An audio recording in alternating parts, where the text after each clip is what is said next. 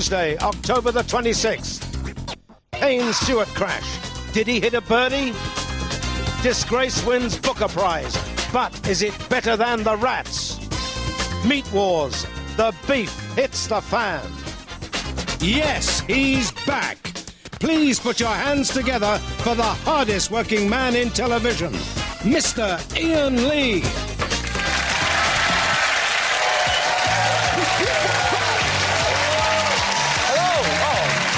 Hello, what are you doing here? Told you not to come again. And you. Hello and welcome to the new series of the 11 o'clock show. It's good to be back.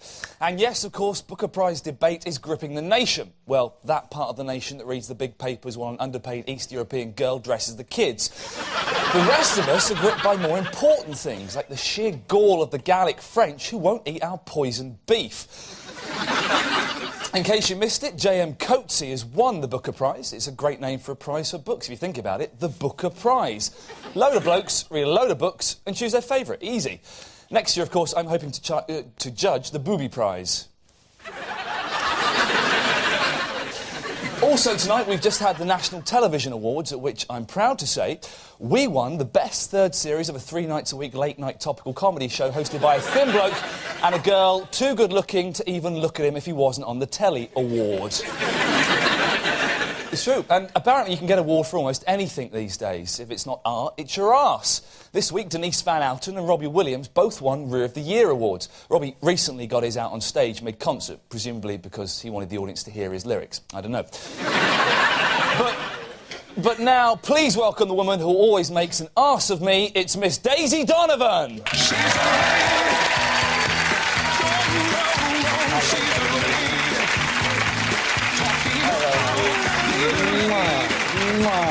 Daisy, you're looking beautiful. What have you been up to over the summer? I've organised NetAid, I swam the channel, and I also learnt to moonwalk. Fantastic. A boon, yeah. Fantastic. What about you? Well, mainly playing PlayStation and wanking. Absolutely true. Daisy, tell us what's coming up on tonight's show.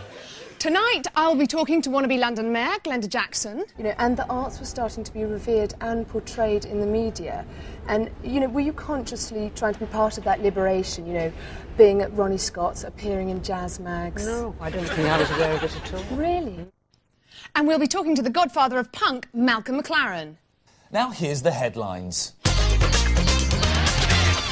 Today's main story is the shocking revelation that French farmers have been feeding cattle human excrement. French restaurants have been unmoved and continue to offer steaks well done, medium, rare and runny. Local councillors in Blackpool have announced plans to import French cows to help clean up Britain's beaches. The French agriculture minister denied there was anything wrong and then popped into a Chinese restaurant and ordered a number 2. The French beef row escalates and Anthony Worrell Thompson removes all traces of shit from his restaurant. He erases the entire menu and then throws himself out. Experts say there is no difference between a British burger and a French one. They fall between two stools. We've received an explanation for the shocking lapse in security at the Millennium Ferris wheel. Apparently, they sneaked on while the bloke in charge was showing his tattoos to a 13-year-old girl and asking if she fancied a toffee apple. And those are today's headlines. As we've just seen, the beef war is still the biggest meat-based story in the news. But how many more cows must die before this terrible conflict will end? Here's Paul Garner with his report. Despite an EU report that French livestock has been fed on a diet of human and animal sewage, the government today issued a statement saying that dangerous French beef is in fact safe. Political novice, Agriculture Minister Nick Brown, proved today that British beef isn't the only thing that's now spineless when he refused to ban French meat. One must assume that French beef is safe to eat. With a typically flagrant disregard for European law, France has refused to lift its ban on British beef imports. This has prompted an angry reaction from the British media, who are fed up with these French cheats. Farmers have been protesting on both sides of the English Channel today. Our farmers held a dignified and hygienic protest in Dover last night, whereas the French reacted with all the charm and restraint you'd expect from your Gallic types. So the government has declared that French meat, although disgusting, is quite safe. But will the good British public continue to take matters into their own hands? and boycott French goods. Rather than starting some kind of tit-for-tat trade war, it would be better if we took the French to court and sorted it out that way. Well, it's more like tit for shit, isn't it? Because, I mean, basically they've been feeding their animals on sewage and we've been asked to eat it. Well, I think that's one interpretation. French meat, it's made of shit. Would you eat it? I have eaten it. I've eaten it very recently. I found it delicious. I think to describe it as being raised on shit is perhaps a bit melodramatic. After nuclear testing, the sales of Exocets to the Arges, the cowardly bombing of the Rainbow Warrior and the despicable shortage of World Cup 98 tickets available to English fans, the message the British public seem to be sending to the French is enough, Monsieur. This is Paul Garner for the 11 o'clock show in central London.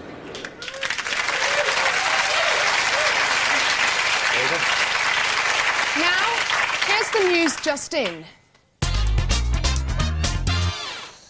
Fertility news. A controversial website is selling the eggs of catwalk models as an opportunity for childless couples to have beautiful babies. Why shouldn't women get eggs over the internet? I've been getting spunk over my computer for years.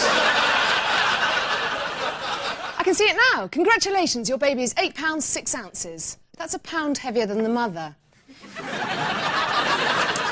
Potential parents won't have to worry about sleepless nights. Model babies won't get out of bed in the morning for less than 10,000 quid.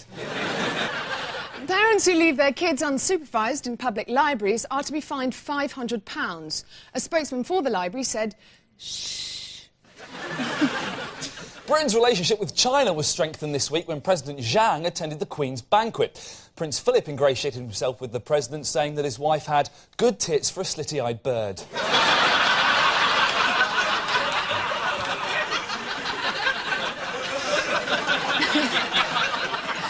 And finally, Victoria Adams' sister-in-law, Lynn Beckham, got married at the weekend. The bride and groom were toasted in Baby Sham, Posh Sham and Scary Sham. And that was the news just in. Gunnar Jackson was in the news this weekend when she was rushed into hospital to have her wonky appendix removed. You spoke to her recently, didn't you, Daisy? Yes, Ian, I did indeed. And did she seem to be in any discomfort? Well, see what you think.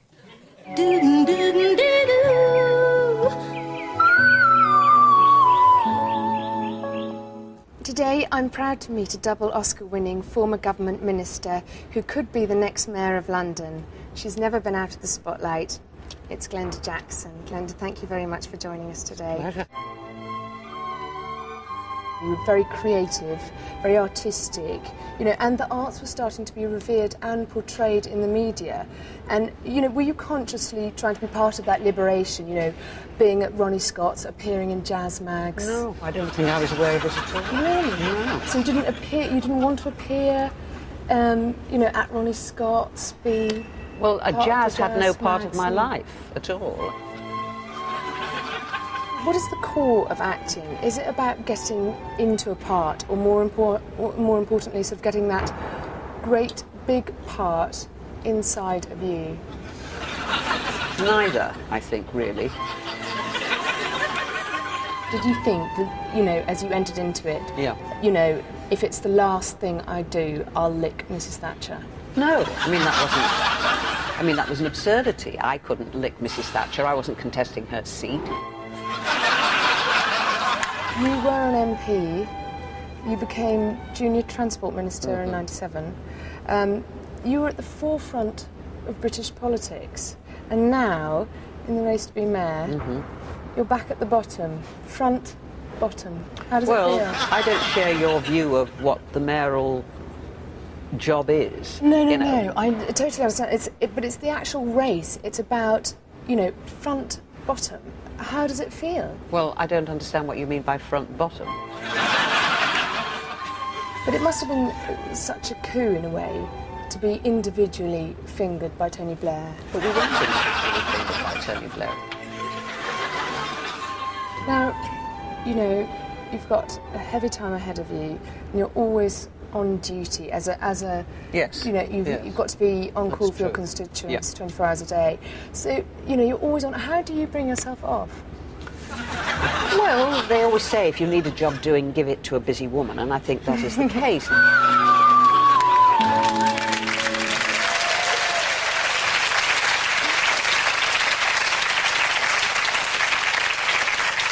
That's the end of part one. Coming up in part two, we'll be talking double Dutch with Malcolm McLaren.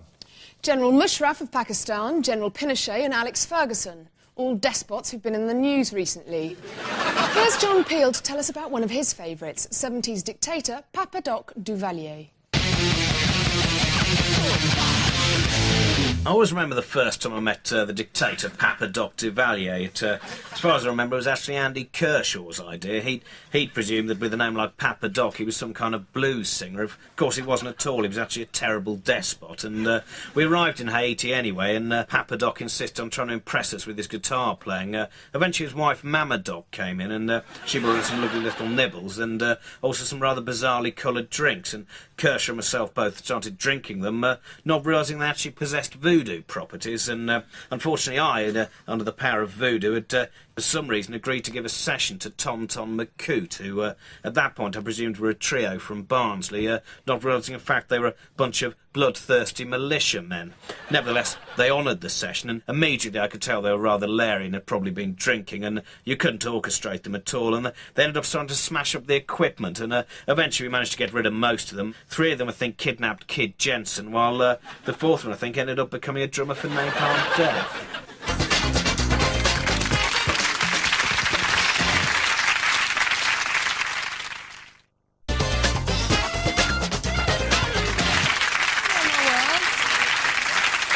Welcome back to the 11 o'clock show. Now it's time for crime news. The crime figures out today show a dramatic increase because the government has developed a new method of counting crime. What may appear as one crime can actually be made up of lots of little ones. To give you an idea, if, say, Richard Madeley were to steal 18 bottles of wine from a Manchester Tesco's, that would count as 18 separate crimes, not just one, as it did when he didn't nick them and it didn't happen.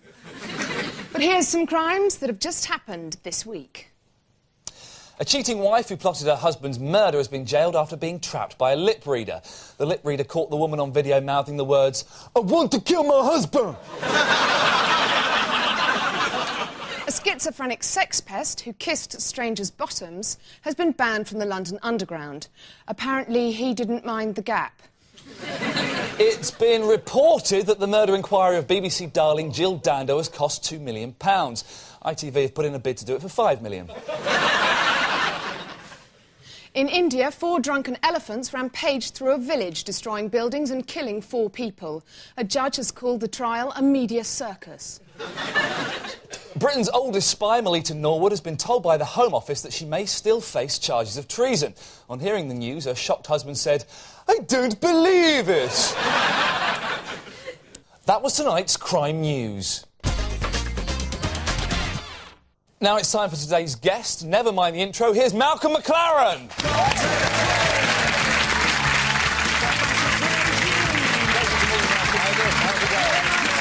Please take a seat. I think I'm feeling very well as well. Nice to meet you.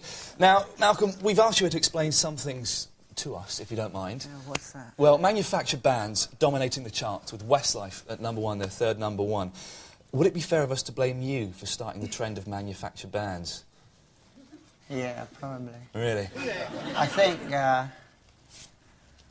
think it came about by the fact of sheer boredom. But I think now, probably the real thing, if I was to advise any 15-year-old, what would you say? was actually to become a porn star. Yeah.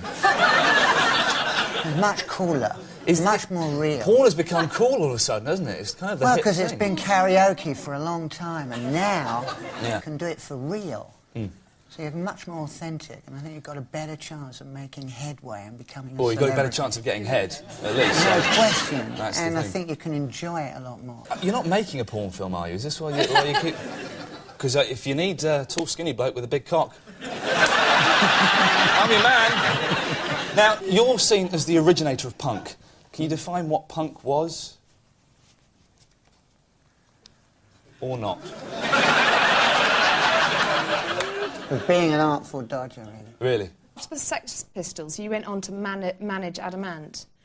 Very briefly, I didn't really manage... I never really managed anybody. I only mismanaged people. Well...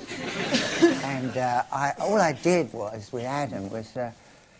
he was a bit of a tart, really, and I wanted to make him look more angry, so I gave him the stripe that Geronimo always wore when he went into battle, and that white stripe I knew would excite people on TV. Why don't you think it caught on?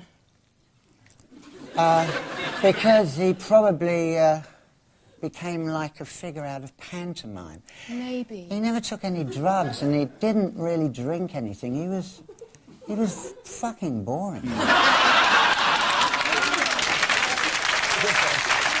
Now, Malcolm, you've been extensively quoted over the years, but can you remember exactly what you've said? We're going to give you a series of quotes. Some are by you, and some are taken from other people in the news this week. See if you can remember if you said them or if someone else. Who said about being brought up by his grandmother, "I slept in her bed until the age of 13 and she held me under her spell throughout the whole of my youth"? Was it you or was it Prince William? That was me, actually. It was you, Malcolm. You remember that? Well done. Who said, "I've never resorted to plastic surgery as far as I can tell"? I'll do that again, but I'll do it properly. Who said, "I've never resorted to plastic surgery and as far as I can tell, I haven't suffered the ravages of time"? Was it you or Brigitte Bardot?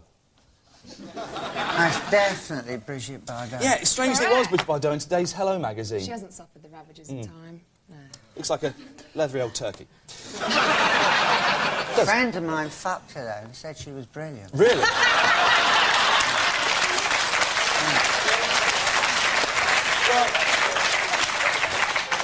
Well, even looking like that, I wouldn't say no. You know. Now, Probably had a lot of pussycats running all over the bed. She was a bit of an animal freak. Yeah, I've heard this. Now, final quote. Who said, "I am an artist first and foremost, but I create works using people. I change people, they are my material"? Was it you, or was it Tony Hart talking about Morph? It was definitely me.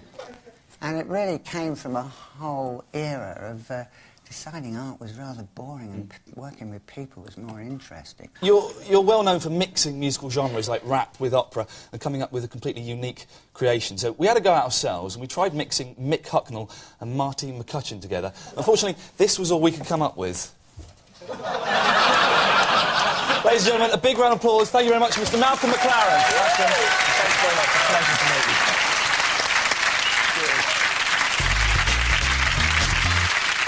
Time to see who today's winners and losers are with the good news and the bad news. Good news. An 81-year-old pensioner has married his 31-year-old girlfriend. Bad news. He's not a millionaire, you silly tart. He's a retired wire factory worker. Good news. The Millennium Wheel will open on January the 1st. Bad news. The Millennium Hamster's getting impatient. Good news. Ginger women spend the longest having sex. Bad news for whoever's shagging Fergie this week. Good news. Cilla Black's husband struck a £4 million deal for her on his deathbed. She'll be on our screens for another 2 years. Bad news. Cilla Black's husband struck a £4 million deal for her on his deathbed. She'll be on our screens for another 2 years. Good news. A new pill can cure baldness. Bad news for Ronnie Biggs, who thought he was going to clean up with this ad. I was involved in the greatest robbery of all time. Which one? The one off the top of my head. Now I've got hair. Yeah. Look, don't do what I did. Go straight to Advanced Hair Studio for your free hair check. Some might say that's profiting from crime. I say it's making a tit of a senile old thief. So, as we revealed earlier, models are now selling their eggs over the internet. What do you think about that, Daisy? I think it's a cracking idea. Got the wrong eggs, Daisy. But what do the British public think? I went to find out. With the demand for attractive women's eggs at an all-time high, former porn director Ron Harris has decided to cash in on the problem by selling the eggs of gorgeous American models on the internet for up to £90,000. But is this really fair on our British women, ugly and beautiful alike? I've come here to London to find out.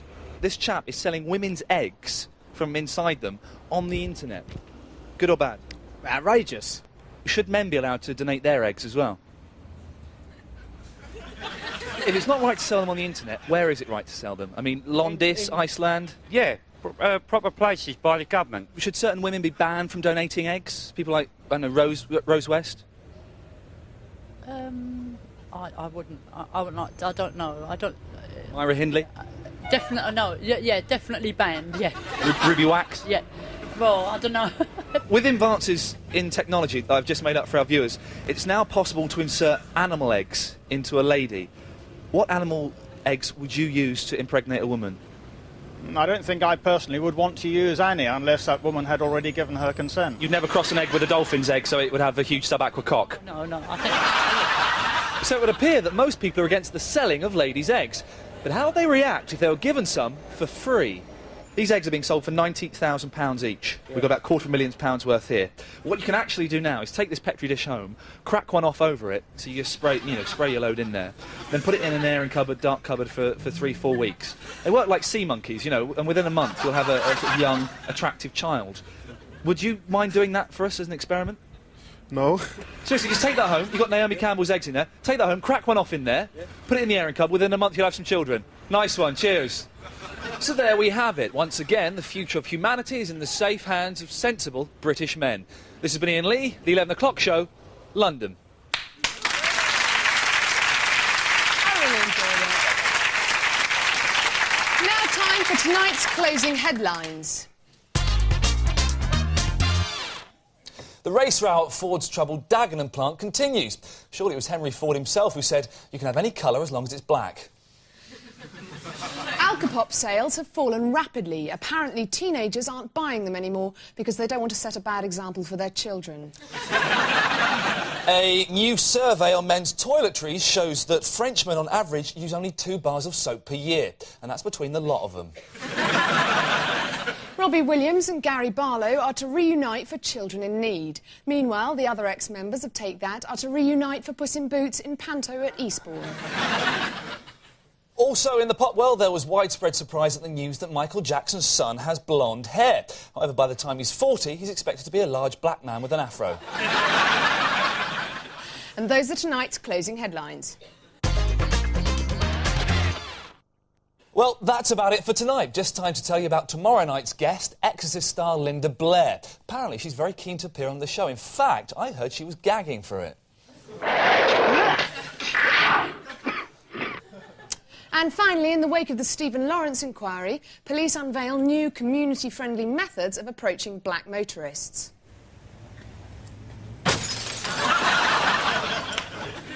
Sleep well. Don't have nightmares. Good night. Good night.